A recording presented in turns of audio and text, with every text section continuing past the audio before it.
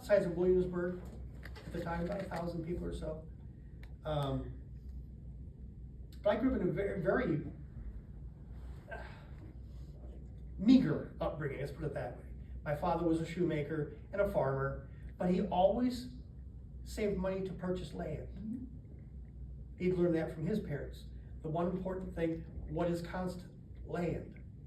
And my first teacher when I was a young boy, across the road from us was a widow lady, called her Dame Belcher. And she had a little day school where she'd take children in for the day and teach them things like, reading and writing. They'd sing hymns and songs. But every once in a while she would have me run tasks for her.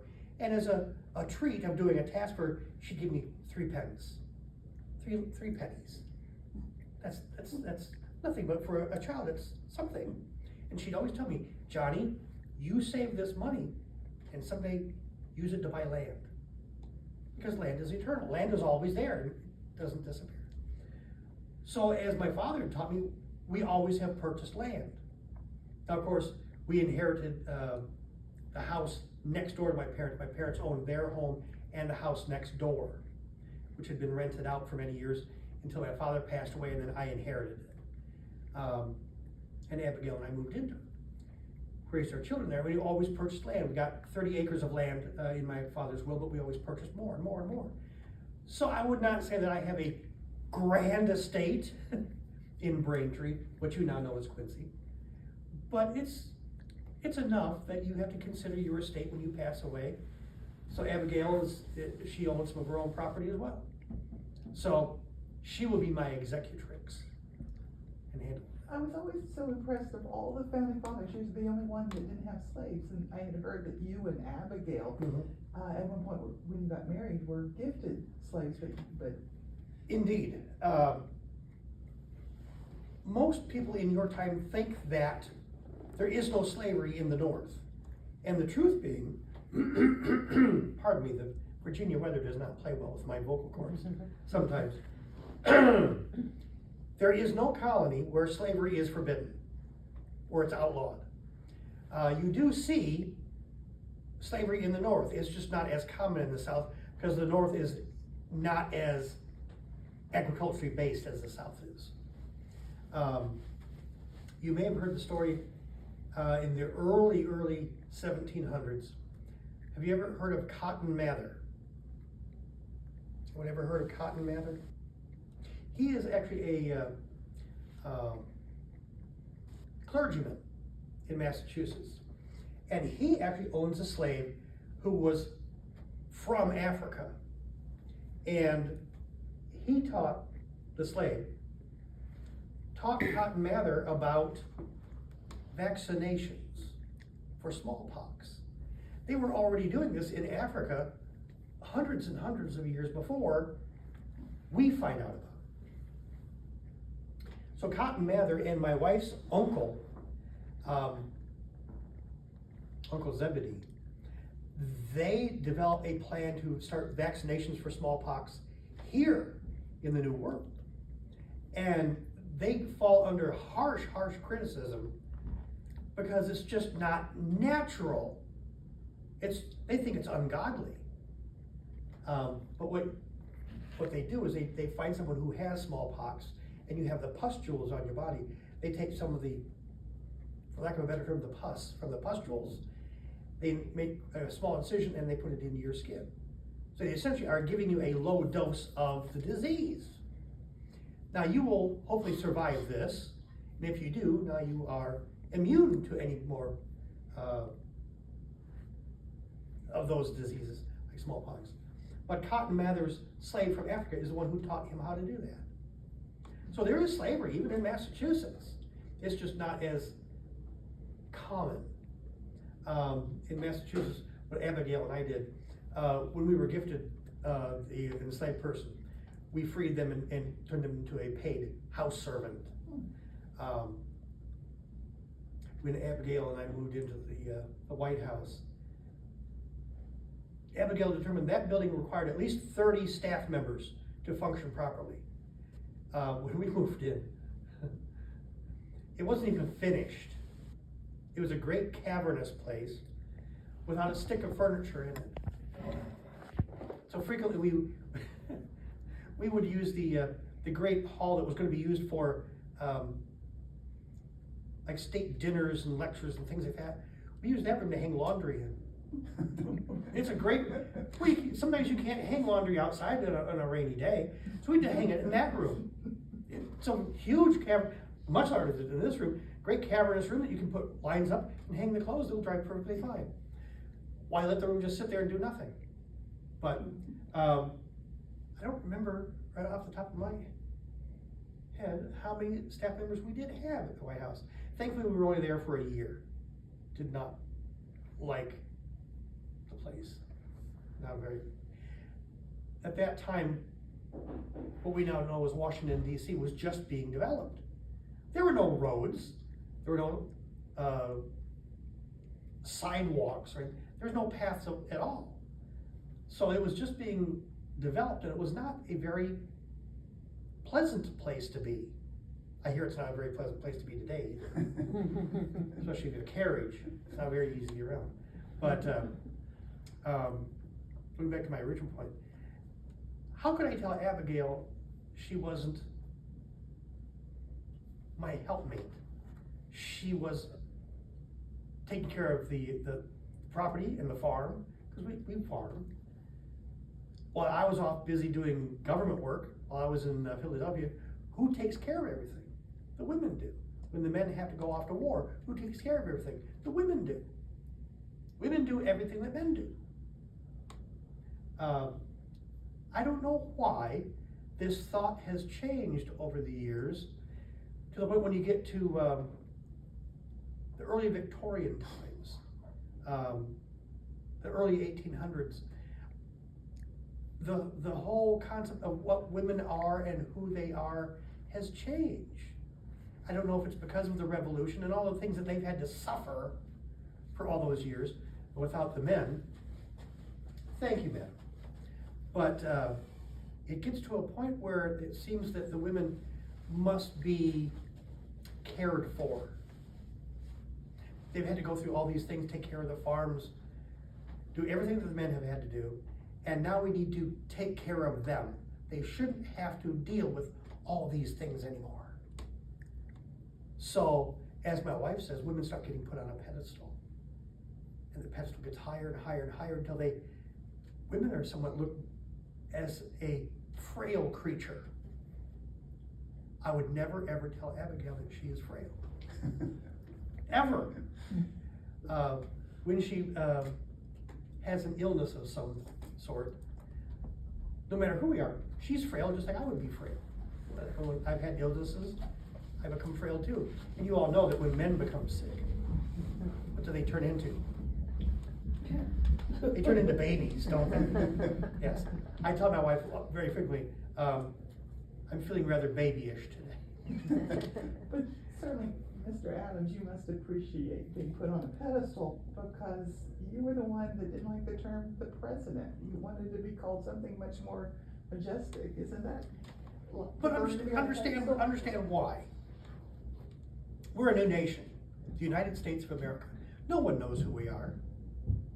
Do we have any credibility on the grand scheme of the world yet? Not really. As soon as we finish our revolution, of course, the French start theirs. They go through their revolution, and things are not quite settled in that country. And when we need commercial friends, when we need business partners in this world, England has been pretty quick to solidify those commercial ties. France, however, turns their back on us.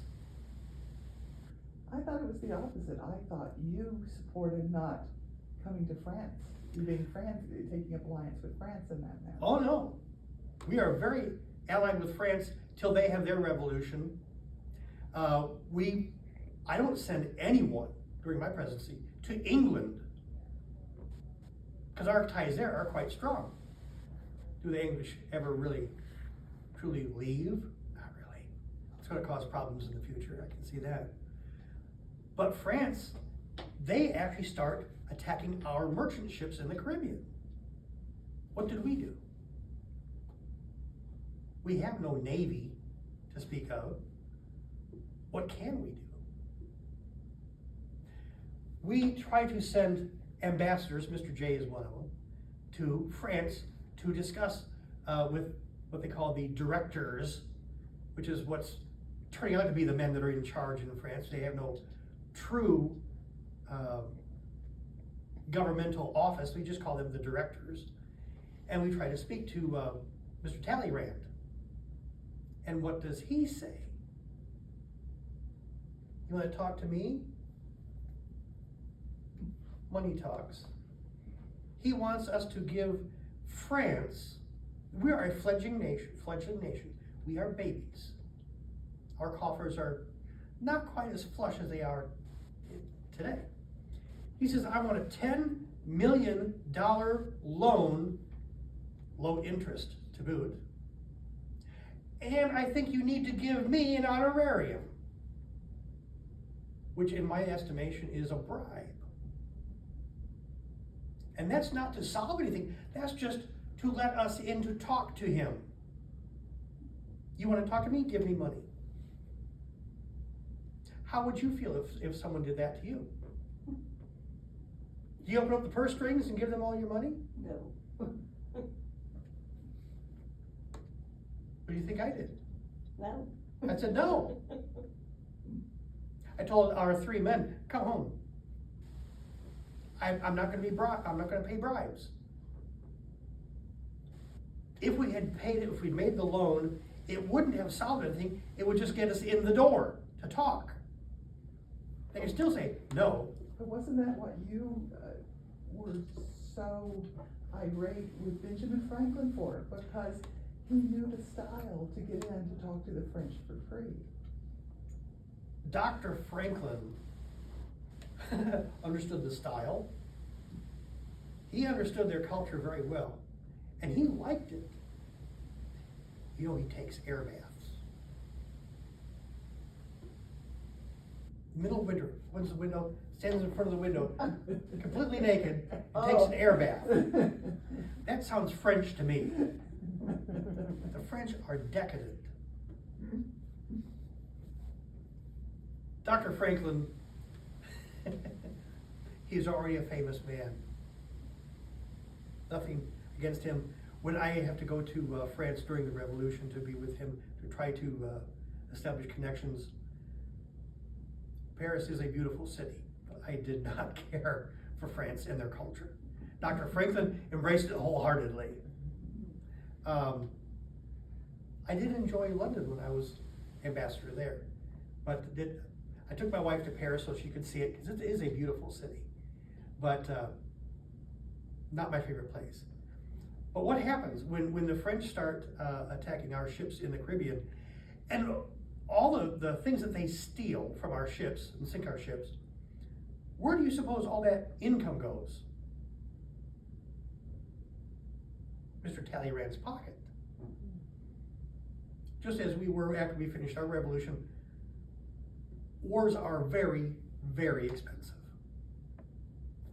It may boost your economy a little bit afterwards, but during that time when you are in a conflict, it is very taxing on your people and your resources. France has not hit this. They're rather low in their coffers as well. So they're getting money wherever they can. The one thing that happens during my presidency, I think that I can bring the people together, whereas we've always been very separate, individual, autonomous colonies, don't really like each other. You know, we in Massachusetts have always felt we were the most British of all the colonies. We've maintained our culture when we started our colony. Of course, Virginia thinks the same thing. I'm sure Carolina thinks the same thing. They all think they are the most British. So we don't tend to like the other colonies terribly much. But after we have formed our new country, we need something to bring us together as a nation. Not as individual colonies or states, as we are called. We need to bring them together as a nation. And a war is good for that. It's also good to get the purse strings opened by Congress to start building up our military, which I have been in favor of for a great amount of time. We need to have an established standing army and navy in this country. Many don't believe in that. They think in a time of war, we just bring the militias in, we'll train them as much as we can, they'll do the business of soldiers. But they're not professionals, and they're not always prepared. It takes time to mobilize militia. Even the independent companies, it takes time to mobilize them. If we had a standing army and navy, they're always there, they're always prepared. So I put a motion to Congress this time of all the, they call it the quasi-war. It's not a real war. Ships are being sunk, money's being lost, people are being killed. It sure seems like a real war, but no proper act of war has been declared. We haven't declared war in France. They haven't officially declared war on us, but they are sinking our ships. When this whole business with the, they call it the XYZ, these 3 men I sent to France to talk to Talleyrand, and he tries to exploit money from us. When this is all going on, the anti-federalists are saying, you need to print this in the newspaper. You need to tell us what all these dispatches say. Now, knowing what they say myself, I've read them, I say, certainly, print them in the newspaper, but don't use the names of the gentlemen from France who are trying to get the money from us. Just use XYZ. So that's what they print, XYZ. But they're printed in the newspapers. And when the American population read the same things that I've been reading, when they learn the story, what do you think happens to them? The common man, when he reads what France is doing, what do you think happens to them? They get just as angry as I am. So even though the anti-federalists were like, you need to tell us everything exactly what's happening, I'm very happy to tell them exactly what's happening. Just keep the names out of it.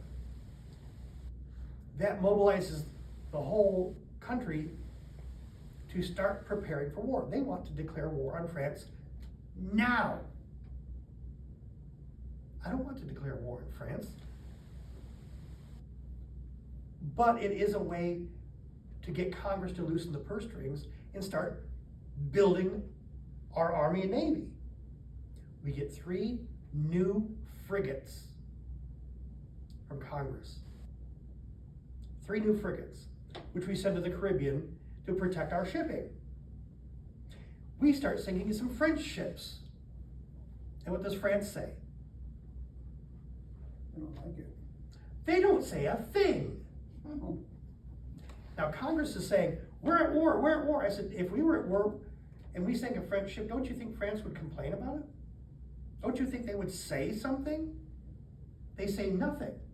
Obviously, we're not at war with anyone. So the one thing I think happens is we do start to come together as one people, one nation. Unfortunately, we're not completely there yet. Different states still have untrust from other states, but we're starting to see our nation develop. That's a wonderful thing. Seem to have some problems with Virginia, but weren't you the founding father that realized the key to starting the revolution was to make sure that Virginia was on board with starting? Well, there have always been 2 colonies that everyone looked to. Massachusetts and Virginia. Virginia being the oldest of the colonies, Massachusetts being probably second oldest. They're the ones everyone looks to. We have, both colonies have great men of government. Who's the man we look to in Virginia? Washington. Jefferson. George Washington? No, goodness no. Jefferson. No. Lee. Well, there's so many Lees. You Yeah. can't Peyton Randolph. He was the man. Huh.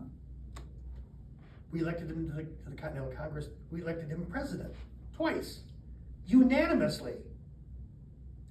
That's the man that George Washington has said was the father of his country. Peyton Randolph was the man that we respected. The most well-trained legal mind I think we have on this continent. And his brother John, of course, went to college in London. They went to law school properly. Where did I learn? Harvard. Didn't learn law. They don't teach law at Harvard. When I went to Harvard, it was for one reason. You're supposed to become a pastor. Harvard brings clergymen up. In Massachusetts, the way it works, if you're the oldest son, as I am, I have two younger brothers, Peter and Elihu. If you are the oldest of the sons, you're the one that's going to go to college. Whether you really wish to or not, is what happens. Mainly to become pastor. I go, some of my uncles save money to send me, because as I said before, we're not a wealthy family. My father's a shoemaker and a farmer. We're not wealthy. But I get into Harvard, I go, and it's while I'm at Harvard, our local church in Braintree is having some issues with the pastor, who is more of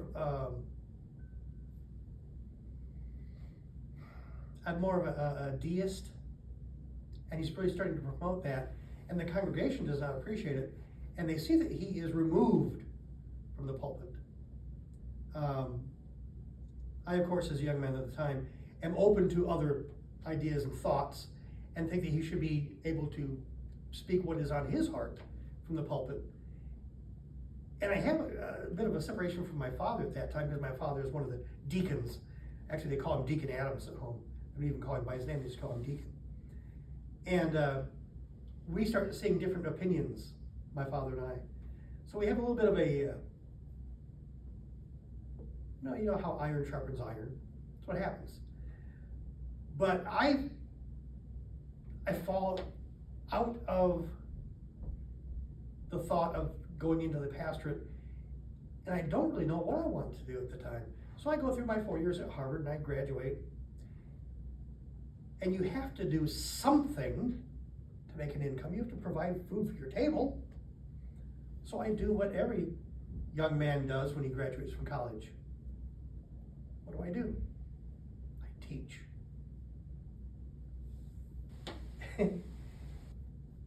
I get invited to go to Worcester and teach there. They have need for a teacher. It's only been 2 weeks since I graduated, but I get the invitation and I go.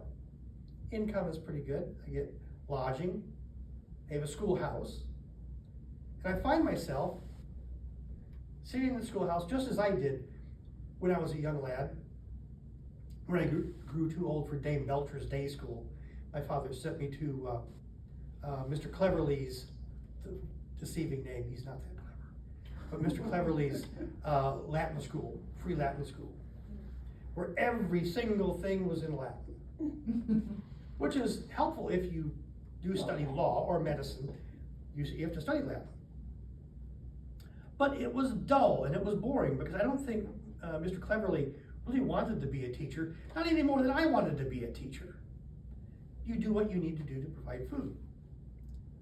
So it was very dull, it was very boring, and I would sit there and look out the window and just daydream. Anything but Latin. But here I am doing the exact same thing. I have perhaps 25 boys. And when you come into the school the first thing in the morning, the boys they're all full of energy.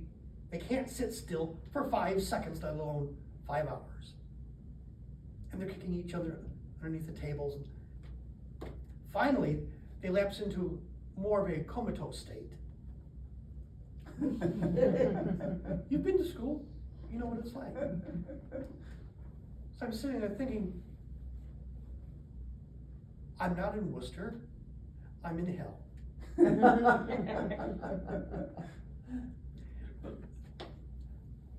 I meet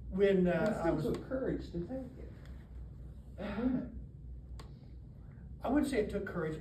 I would say it took a lawyer. By that time, by 1770, we are having serious problems with the mother country. Do we hate the British?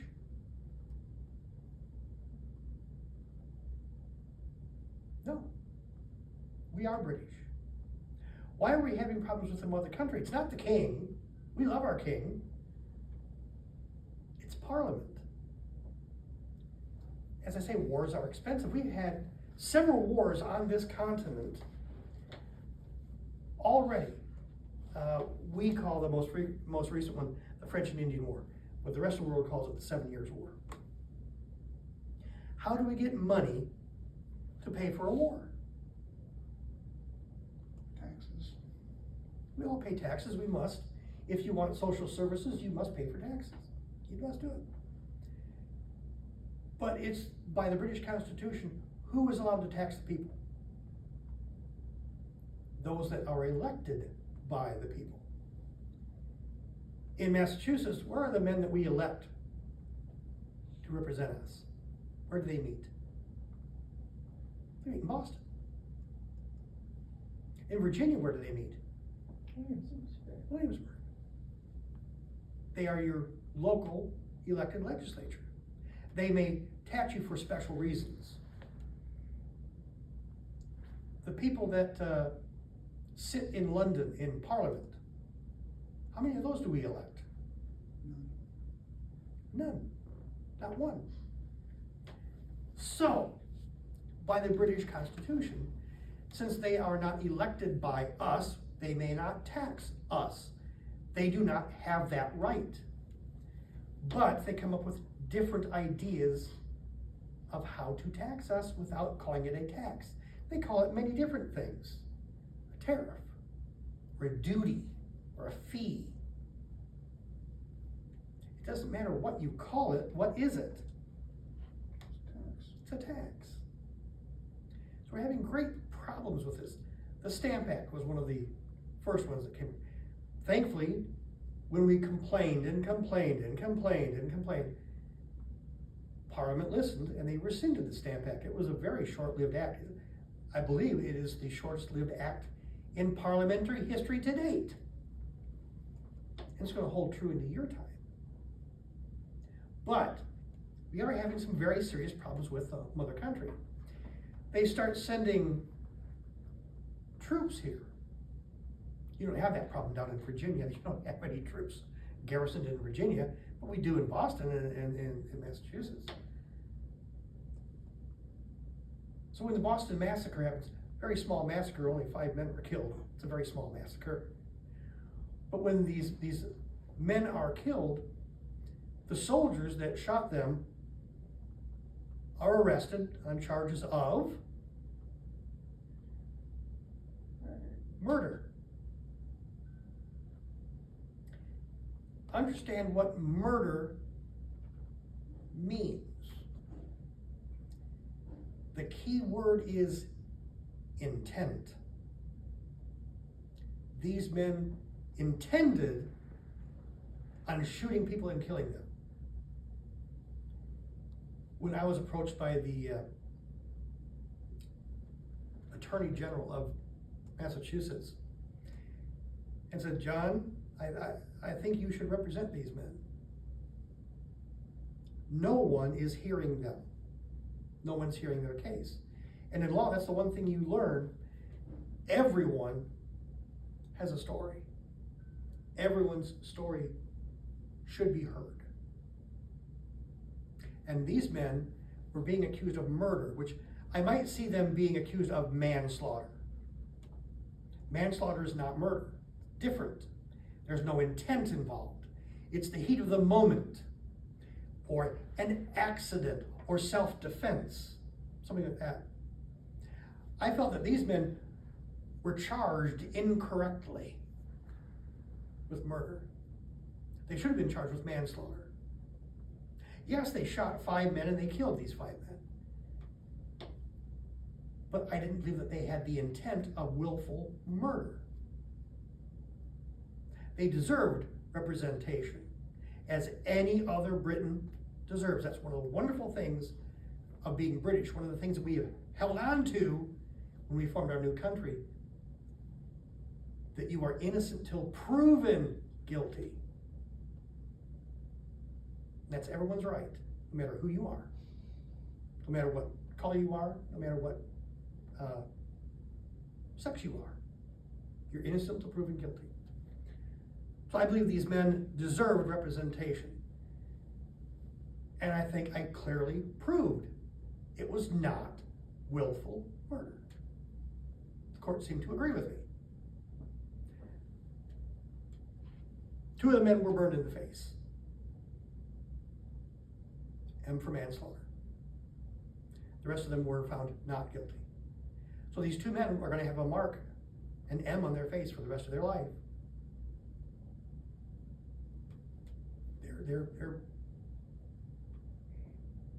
They'll be punished for the rest of their life, what they did. You were on retainer for one of the companies in the Boston Tea Party, but you dropped them. Why? You just said everyone deserves a defense. Yeah. What happens when we have this, they call it the Tea Party? What is it truly? Men disguise themselves as Indians, come on board in the middle of night, under cover of darkness, break open the chests of tea and throw it in the harbor. What is that? What is the crime? Destruction of property. It's a felony offense. What does it deserve if you're found guilty of this felony offense? Restitution. No, it's death. Ooh. That is the one and only punishment. Death. These companies that own all the tea, quite a good amount of tea it is. They do destroy a great amount. They complain they are out income. Is that their main concern? The income? Or is it seeing that justice is served that these men are put to death? I think it's income. It's income. No matter who you are, where does it hurt the worst? In your pocketbook. The problem is not with the crime itself. It's a felony crime. What the officials should do, and by this time period, because of the Boston Massacre, we don't have our own court system seeing to this. They've sent English troops over here to take care of this. They don't go about finding who are the men that actually did it and punish them accordingly. Who do they punish?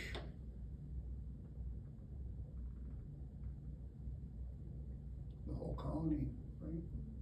Well, it's everyone in the Boston area initially. They closed the port of Boston on June 6th. Boston port is closed. Nothing goes in, nothing comes out. And every person in the Boston area has to pay a fine. Again, it's all about the money. Down here in Virginia, what are you thinking of this? What's going on up there?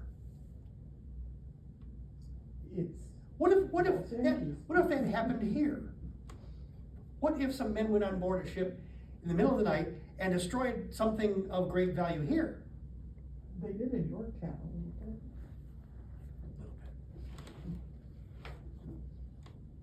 What was it, two half chests of tea? Half chest isn't that big. It's not much. It's a symbol of the thing. But if they did that here, if they had done a major felony crime, I'm sure that the government would see that these men were brought to justice, that they were actually tried and convicted, and they pay the penalty. We are not quick to execute people for felonies because, well, once you are executed, you are never ever going to be of use to anybody ever again. A dead man is useless unless you plant him under some corn. So that's the only way I can think of a dead man would be useful. He doesn't pay taxes. He can't serve in the military. He's useless. And it wasn't because your cousin Samuel was involved as one of those Indians? Samuel's an interesting character. He's 13 years my senior. He's much older than I am. And he does come from the wealthy Adamses. He lives in Boston. You'd never know by looking at him, though. Has anyone ever met my cousin Samuel Adams? He has himself his second young wife now. His first wife had passed away. But when you see him about town, you think him of a lower sort. He doesn't dress very nicely.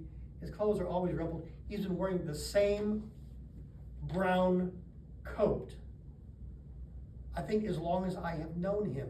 There are buttons missing off of it. He never worries about sewing them back on. I never knew him. I think I was in my teens the first time we actually met.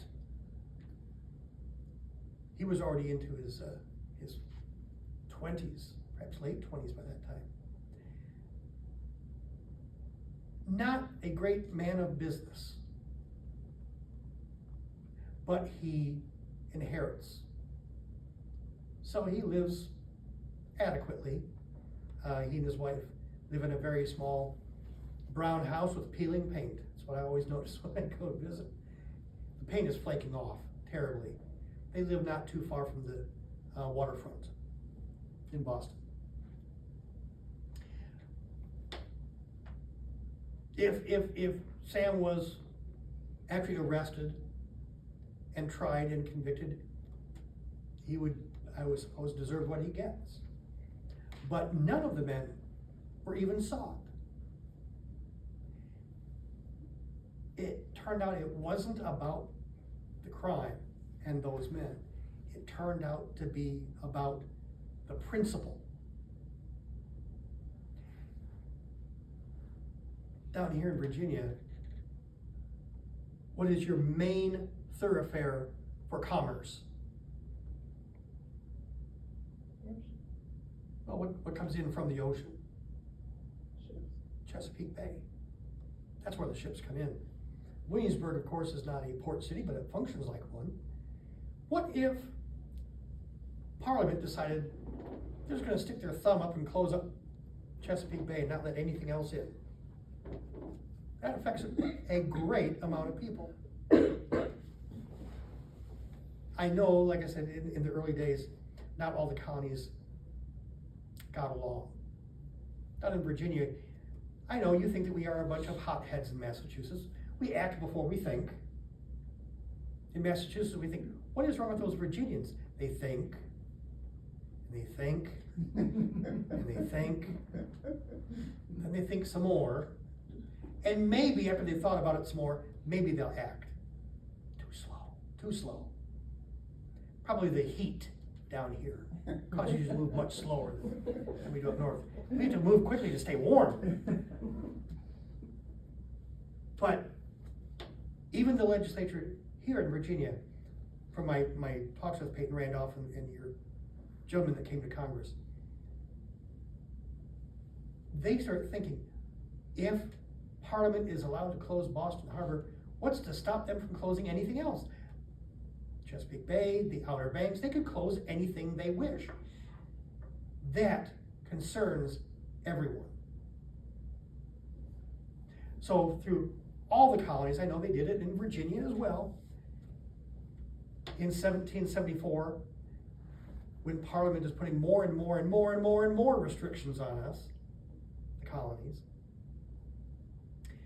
individual counties start getting together and talking. The men locally begin complaining. And they start writing out a list of resolves. All counties are doing it. They do it in Virginia, they do it in Massachusetts, I'm sure they're doing it in other colonies as well. They sit and they write out their resolutions of disagreement. And first thing they usually say is, that the king is our rightful head, and we will fight even unto our death to maintain his position as king. Second thing is, who has the right to tax the people, the men that are elected by the people? Parliament not being elected by the people have overstepped their boundaries. 3, they usually say something along the lines of, because Boston and the people there are suffering the full effect of all these intolerable acts, as we call them, we need to gather support, physical support, food, clothing, and send it to the people of Boston, because nothing's going in and nothing's going out.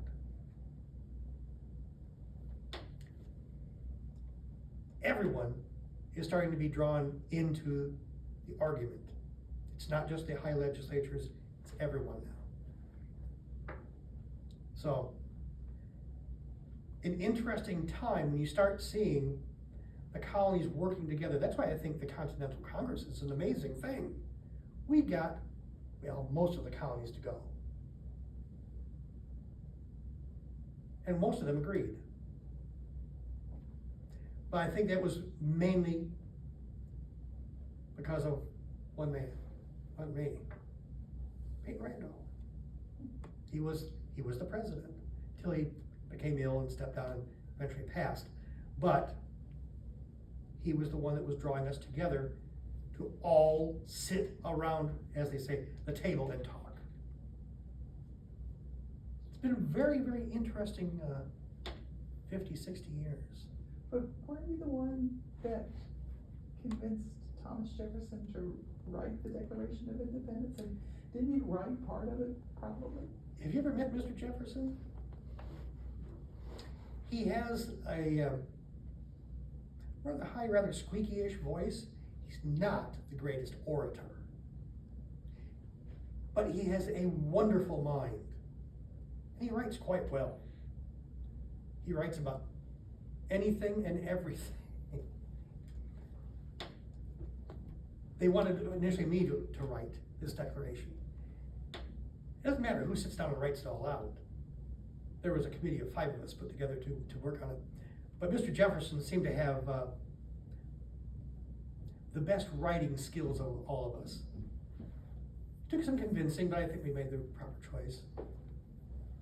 It took all of our input from all of us to give him the information to put down on paper.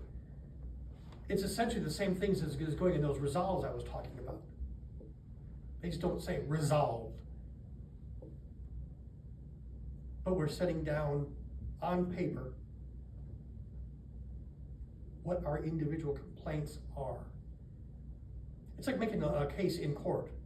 To go in to, as you say, that Boston Massacre case, I had to prepare an opening statement. I had to prepare all my points of fact to lay out so that everyone could understand, either the justices or a jury, they need to understand both sides of the case.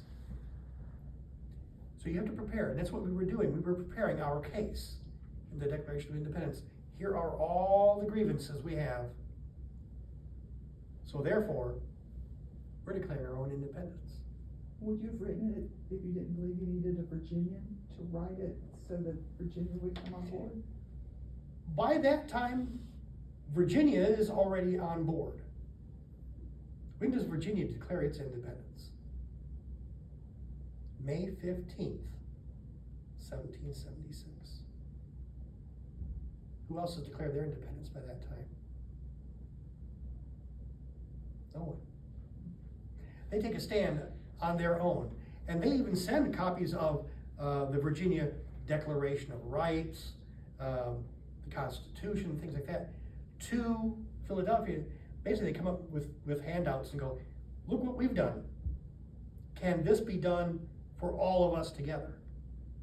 So we do. We somewhat use that as a template to create our Constitution, our Declaration of Independence. It'll be used in our Bill of Rights. All these things have to be done first. Virginia's done it first. all the other counties, I think, really do, as I say, look at Massachusetts and Virginia to see what the two powerhouse colonies are doing, then everyone falls in line. It doesn't hurt to have Virginia on your side. In your writings and your speeches during that time, how much of that was Abigail's editing and voice? She will read